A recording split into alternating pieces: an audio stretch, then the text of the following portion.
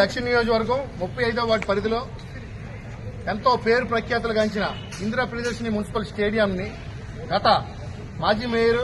BV Subbarao గారు 1995లో నిర్మాణం చేపట్టడం జరిగింది. నాటి నుంచి నేటి వరకు కూడా ఎంతో మంది ఎమ్మెల్యేలుగా ఈ విశాఖ దక్షిణ నియోజకవర్గంలో ప్రజలందరూ కూడా ఆశీర్వదించి సుమారు 10 సంవత్సరాలు కాలం ఆయన్ని ఒక ఎమ్మెల్యేగా ఇక్కడ నుంచి పంపించినప్పటికీ కూడా ఆయన ఎప్పుడు కూడా మధ్యాహ్నం 2 గంటల తర్వాత పార్ట్ టైం ఎమ్మెల్యేగా ఇంటికే పరిమితం అవుతూ అలాగే సమస్యలను దూరం చేస్తూ సమస్యలు కానివ్వండి అభివృద్ధిని కానివ్వండి ఏమాత్రం పట్టించుకోకుండా 14 అంటే దగ్గర ఇక్కడ 14 వార్డులకి కలిపి మధ్యలో ఉన్న ఈ ఓపెన్ స్టేడియాన్ని యువతకి దూరం చేస్తూ ఒకసారి 11 కోట్ల రూపాయల అభివృద్ధి నిధులు తెస్తానని చెప్పి కాకమ్మ కబుర్లు చెప్పాడు తప్పితే ఏ రోజు కూడా ఈ స్టేడియం అభివృద్ధి పనుల మీద ఏ రోజు కూడా దృష్టి సారించలేదు. అటువంటి మాజీ ఎమ్మెల్యే అనర్హత వేడి వేయించుకున్న ఎమ్మెల్యే వాసుపల్లి గణేష్ కుమార్ గారు